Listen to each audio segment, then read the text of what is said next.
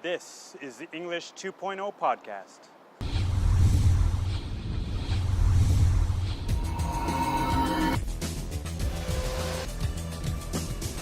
Communicate globally. Raise your level.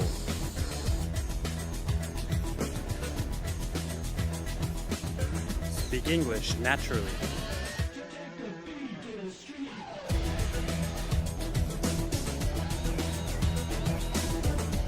Hello and welcome to episode 22 of the English 2.0 podcast. My name is Al. Thank you for joining us today. In this episode, we're going to talk about characteristics of a good teacher. And in the quick English 2.0 quick tip, I'm going to tell you a site where you can get great materials starting at $1. So, as you may know, I am based in Japan, so for a long time, a lot of the viewers of the English 2.0 podcast are mostly Japanese students or from Japan. But I was recently looking at the download information for the show, and I discovered that, yes, my Brazilian viewers have really increased over the last few months. So to all of my new Brazilian viewers and listeners of the podcast, I'd just like to say, Hola, bom dia a todo. So thank you for watching, and I hope this is really helpful to you, so keep spreading the word. We've now been watched in over 138 countries around the world, so please keep spreading the English 2.0 message. So let's get started today with the pronunciation point. All right, at today's pronunciation point, let's talk about the difference between three words today. And they are older, order, and odor. Okay, very similar sounding words, of course, in English. And let's take a look at the difference. So the first word we have is older. And you may know that, of course, like talking about an older brother or older sister. The second word is order. For example, if you go to a restaurant and you order some food, for example, or you could place an order if you are shopping on the internet. And the last word, odor, is of course like a stinky smell, okay? Usually from your body, like after you exercise or do some hard work or play some, do some activity or sport. Now in all three of these words, the last part, the der, is the same. There's no difference at all.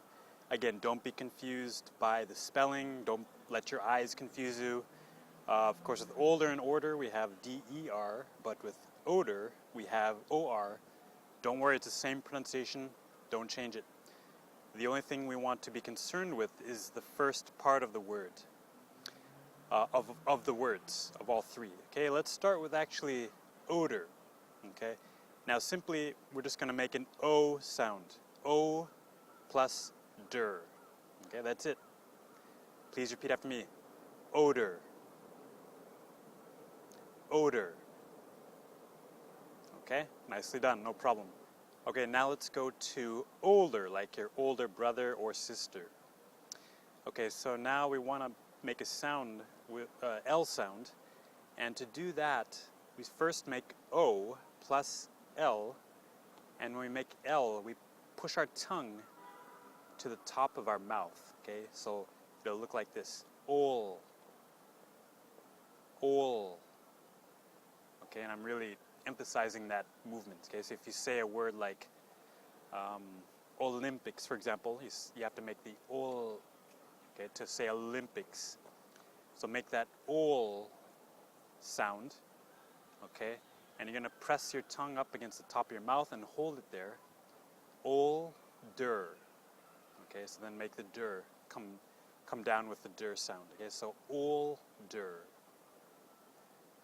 Okay, one more time, please repeat. Older. Older. Okay, you can start slowly and then start to increase as you get more comfortable. All right, and the last word we'll look at is order. Okay, so how do we make that? So order, actually, we want to take away the tongue now, and we want to focus on the sides of our mouth. and make the or sound. Like for example, if you say 1, 2, 3, 4, right? 4.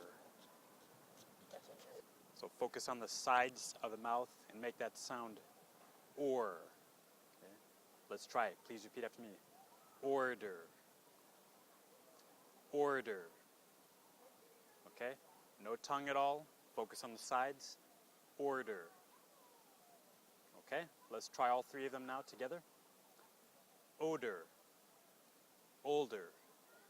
Order. Okay, great. I hope you can hear the difference there. Let's make some example sentences. Let's start with the first one. That stinks. What's that odor? That stinks. What's that odor? Okay, very good. Let's do the next one. My older brother loves to play golf. My older brother loves to play golf. Okay, nicely done. And let's do the final one. Hello, I'd like to place an order. Hello, I'd like to place an order. And you can use that one if you are, if you make a phone call to order something online or order a pizza or something like that. So, very good. All right, so those are 3 example sentences, 3 words, sometimes difficult to distinguish. Hopefully you can tell the difference there. If you need any help, please let me know, and I would love to hear from you. And that is today's pronunciation point. If you would like more natural sounding English pronunciation, please sign up for my free pronunciation course at alsensei.com/tips. All right, in today's main topic, we're going to discuss the question, what makes a good English teacher? In other words, what are the characteristics of a good English teacher? So maybe some of you are thinking of starting a new English class or visiting a language school perhaps. Or maybe you are looking to hire a private teacher for individual lessons. Whatever the case, it's good to know, I think, the good characteristics of a good teacher, or the characteristics of a good teacher. So let's talk about what some of those are. Now, of course, there's really obvious things like, of course, you want your teacher to be very polite and professional, to be on time, and to be knowledgeable, of course. So I'm not going to go into these kind of things. You can judge that for yourself. But let's talk about more maybe language-related or class or lesson-related topics today. And so the first thing we want to ask ourselves when thinking about finding a good teacher is, do they have experience teaching English? All right. Now, as you know, probably you can tell, or you know that there is a difference between speaking the language natively but then teaching the language. So just because you are a good speaker of a language does not necessarily mean you are a good teacher of the language. And so some people may not be able to answer some of your questions, for example, grammar questions or more in-depth language questions. A native speaker may not have thought about these kind of things before. So, maybe experience is not the most important factor, but I think it's good to know at least if the teacher has experience teaching, or the person has experience teaching, or how much experience they have, and in what kind of situations, and who they taught. So just good to know before selecting a new language teacher or class. The next question we want to ask is, does your teacher ask you what you want? All right, so it sounds like a really simple thing, but I think we want to double check and make sure that your teacher is really, asking you, what are your goals? What are your dreams? What are your needs? What are your wants? I mean, what do you want from our lesson? Okay, so what do you expect from this lesson? And that way the teacher is, of course, that means they're interested in helping you, but also making sure that you really find success. Because without any direction, how do we know when you will find success? How do we know what success looks like? And so, your goal may be to, raise your TOEFL score, or, that's quite different than if your goal is to become a better English communicator on the telephone or using English for travel. I mean, these are quite different goals. Or just to have a natural conversation. So, of course, you need to be very clear about what your goals are or what your needs or wants are. But, of course, your teacher should be asking you this question or these questions. So look for that, of course, when you're looking for a good teacher. So if your teacher is not asking you what you want, that's probably a good sign that they're not really truly interested in helping you, and they're just kind of forcing on you what they want to teach you. And I don't recommend that. I think you should decide what you want, let your teacher know, they should ask you, and that will really make your course clear for success. Okay, the next question to ask when asking what makes a good English teacher is, does your teacher give you enough speaking time? All right, so this is of course going to depend on the goal or the type of lesson, but I think for most students a common goal is to improve their spoken communication or something regarding speaking. So if that's the case and you're in a class or even an individual private lesson, just make sure that your teacher is giving you enough speaking time so that you have a chance to really improve. Because that's really the only way you can improve your speaking is by speaking more and having enough time. So make sure of that point. All right, let's move on to the next question to ask, and that would be, does your teacher give you feedback? All right, this is a really important point. Of course, if they give you enough speaking time, that's great. Now they need to give you some feedback on that speaking, okay? So, of course, it's a good idea for you to discuss this with your teacher. What are the points of feedback that you're looking for? So are you looking for grammar mistakes? Are you looking for more natural sounding English? Are you looking for pronunciation help? Okay, so really identify these things. And if you say just everything, that's really not really helpful for the teacher. So if you can really kind of narrow the feedback points, or at least in some kind of order of priority, and that would really help the teacher. But the first point is they should ask you, they should be giving you feedback, especially after you establish these points. So always make sure that your teacher is actively giving you feedback on your speaking. All right, the final question we will ask today is, does your teacher encourage you? All right, so this is, of course, really important. You want your teacher to be very, hopefully motivating, inspirational, and exciting, enthusiastic, to help encourage you to reach higher levels of success in English. And hopefully at least just make you feel good about yourself. So, if your teacher is not so enthusiastic, or they just seem to lose interest, or they're kind of boring, or they're just not really invested in your progress, that's not really a good sign of a good teacher, in my opinion. So you got to find someone who is really genuinely excited and enthusiastic about helping you and interested in your English progress. So make sure that your teacher is encouraging you all the time, motivating and inspiring you to reach higher levels of success and helping you reach your English goals. All right, so we've talked about 5 things that you should look for when finding a good teacher, or 5 things that make a good teacher. So let's review those quickly. Number 1 is experience. Does your teacher have experience teaching English? Next is, does your teacher ask you what you want? Okay, about your goals and your dreams.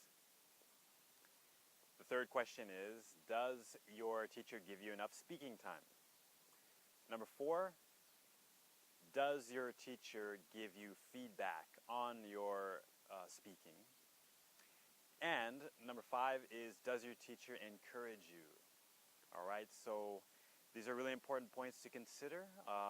If you are actively now taking a lesson or in a class, think about these things about your teacher, your current teacher. If you are thinking about starting a lesson or a class, or even just in your, maybe your sister or someone is helping you learn English, do they have these characteristics as well? So think about that, and hopefully it will help you in this process of finding a great teacher and helping you fulfill your goals and your dreams. And so good luck, and I hope that was helpful. If you have another point to add, please feel free in the comments below to add any other characteristics that make good English teachers, and I'd love to hear what you have to say. And again, this is not a fixed, complete list. We hope that you have a lot more ideas as well, so please feel free to add more, and I look forward to hearing from you. All right, so good luck. All right, in today's English 2.0 quick tip, we're going to look at the site edulang.com. That's edulang.com. And this is a site that has a lot of great online resources and applications that you can use to help practice your English and prepare for the TOEIC test and TOEFL test, and many other things. So I just wanted to highlight a couple of things on the site today, and the first thing is called English Addicts, and we'll click it right there. And what this is a series of lessons online that will help you build vocabulary, help you with the current news, current events, many different topics, as you can see here. And let's take a look at the free lesson here, so you can try this absolutely for free. And this one is regarding the Hunger Games movie. And I'm going to go to Start Lesson right here. Alright, and you can see this is called Before You Listen. And then basically there's an exercise here with these vocabulary words and phrases. And so basically you just fill them in. Right here, you can just click and drag and drop it right in there, and it'll tell you if you have the right answer. And if you do not have the right answer, it'll say try again. And then you can go through that and check your answers. Hit OK, gives me the answers. I'm going to hit next.